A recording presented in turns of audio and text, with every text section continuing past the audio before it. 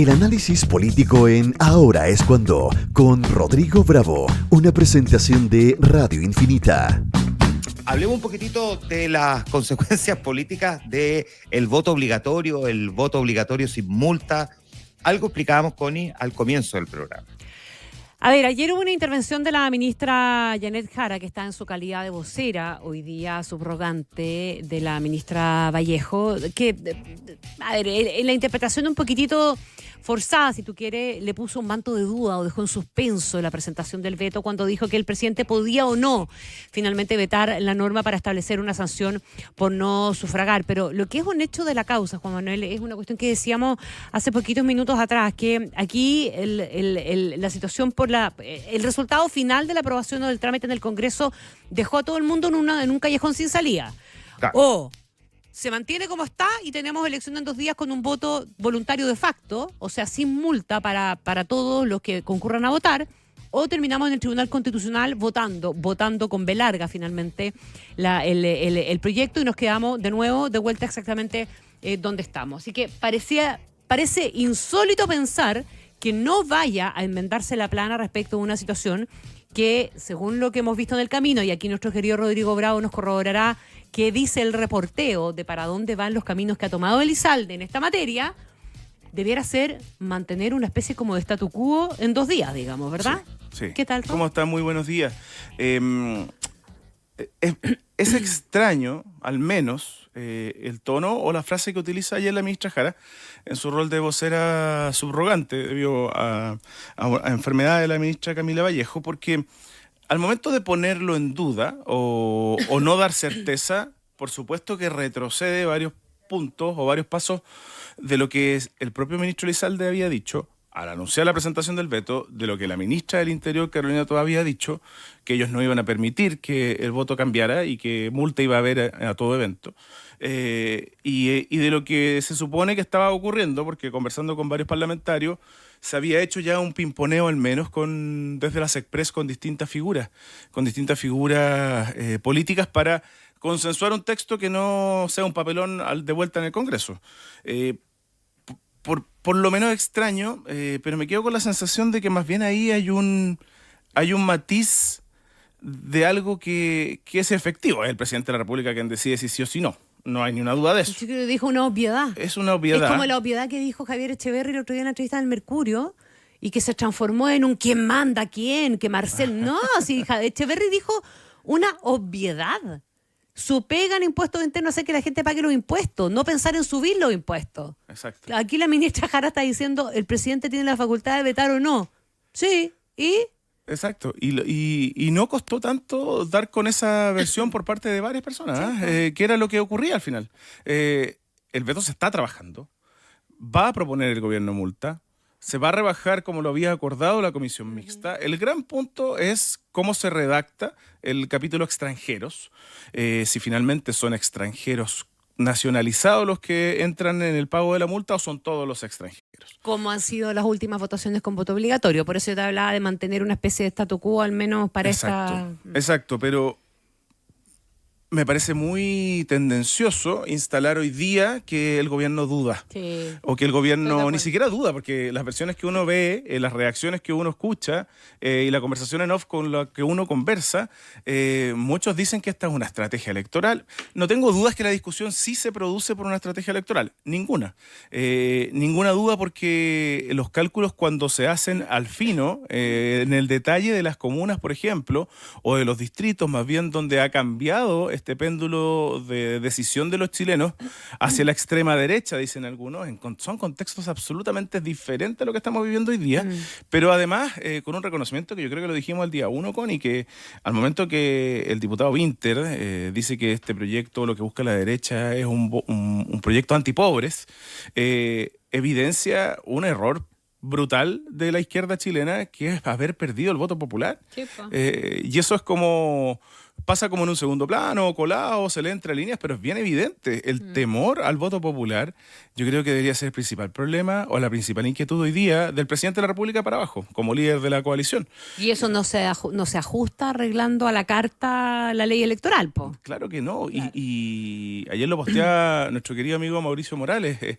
A última hora, bueno, lo que hemos conversado en varios momentos, pero a última hora el gobierno no puede intentar hacer un portonazo al sistema electoral, decía Mauricio, y cambiar la estrategia o la fórmula de algo que es tan relevante y que ha tomado años modificarlo, que hoy día pueden estar de acuerdo varios que fue un error o que debería ser una medida que cambiara, porque Chile es una excepción a nivel mundial de tener inscripción automática y voto obligatorio. Ok, pueden haber llegado a esa conclusión, pero no hacerlo a 90 días de la elección. Eso realmente tiene una lectura que es difícil de darle una segunda vuelta. Eso sin duda creo que es una estrategia electoral y eso es un gran problema para la izquierda. Rodrigo, hablemos de el momento incómodo de la derecha. Sí, este momento incómodo yo creo para todo, hasta para enfrentarlo desde lo noticioso, porque tiene una lista 100% judicial, que uno no puede desconocer. Estamos hablando de la condena a Eduardo Macaya, el padre de Javier Macaya, por 2 delitos de abuso sexual, de los cuales se le investigaba, y que ayer vuelve a tomar fuerza mediática, primero por el rol que está tomando el propio Javier Macaya, senador, hijo de Eduardo Macaya y presidente de la UDI, que es, lo conversábamos ayer con la Connie en el café posterior después del programa, que es haber tomado un rol protagónico de defensa, pero con un argumento que le juega muy en contra, que es el cuestionamiento a la justicia, que es hoy día lo que se le refuta de todos los sectores políticos. Uno dirá, hay sectores más trogloditas en política que son los que han tomado como la bandera de pedir las penas del infierno. Incluso hay quienes han dicho que debe dejar el cargo de senador. Yo no entiendo dónde está el razonamiento para que eso pudiera ocurrir. Pero sí está pasando con Juanma, que en la UDI esto se convirtió en un problema. Pero, a ver, con una protesta fuera de la sede de la UDI, donde no había puros frente amplistas ni puros comunistas protestando. Ojo, ojo con eso. O sea, este es un daño completamente autoinfligido. Y lo que la UDI tiene que estarse preguntando es en qué momento nos metimos en esto. Sí. ¿Para qué? Con el historial, además, que bien recordaba Juanma hace un rato atrás, de complicaciones judiciales varias, digamos, independiente de si hayan sido verdad o no hayan sido verdad, y con esta idea instalada, además, también por parte de un sector de la ciudadanía de que aquí hay privilegio, hay desigualdad ante la ley, que no estoy diciendo que las haya, pero las percepciones finalmente se van instalando, sobre todo si esto... La libertad, el cambio en la preventiva finalmente de la prisión del padre de Macaya se da al día siguiente de su intervención en la tele, po. Sí. ¿Peor hecho o peor hecho? El timing es nefasto en términos mediáticos y políticos. Claro, se instala este cuestionamiento, se pone por sobre, cosa que tiene todo el sentido, a las víctimas y a la situación judicial. Se hacen comparaciones odiosas y que no tienen ni una justificación, porque nada justifica un delito versus otro. Hay gravedades distintas, claro, porque hay condenas distintas. Y si era de la familia o no era de la familia. Exacto. Eso puede afectar más emocionalmente, digamos, pero no judicialmente. Desde la emoción, que yo creo que uno no puede dejarla de lado, Connie Juanma, el rol que toma un hijo en defensa de su padre, convencido que hay una inocencia, creo que uno podría cuestionar, poco podría cuestionarlo.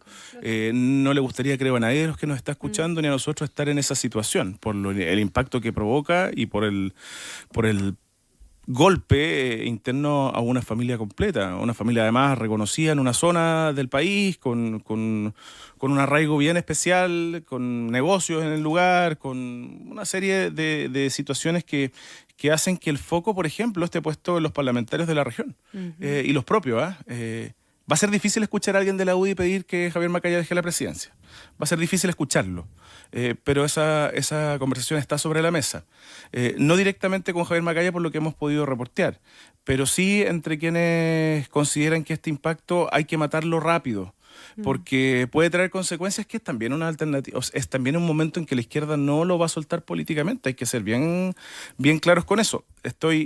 Puede que no sea y que la gente no nos entienda que uno tenga que separar lo judicial de lo político, pero si nos quedamos netamente en lo político, acá hay un tema en el cual puede terminar provocando un quiebre en Chile Vamos. Ya están apareciendo declaraciones de estos más trogloditas, te decía yo, Connie, del propio Chile Vamos, ni siquiera estoy hablando de la Carta de Republicano, del propio Chile Vamos que consideran que Javier Macaya debería dar un paso del protagonismo que significa ser presidente del partido, además de la candidata presidencial probable de Chile Vamos, que es Evelyn Matei.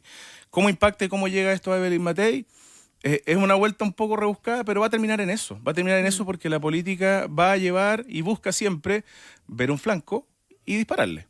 Y eso es un poco lo que está ocurriendo con Juanma, con Javier Macaya y la situación que pasa hoy día en la UDI.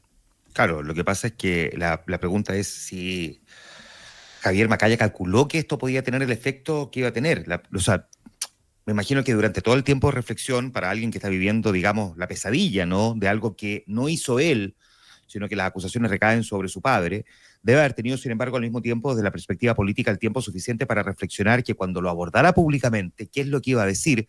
Y la sensación, es una sensación, y quiero remarcar esto, es que pareciera que no reflexionó lo suficiente desde el punto de vista de lo que debía decir para evitar que esto terminara explotando como finalmente explotó.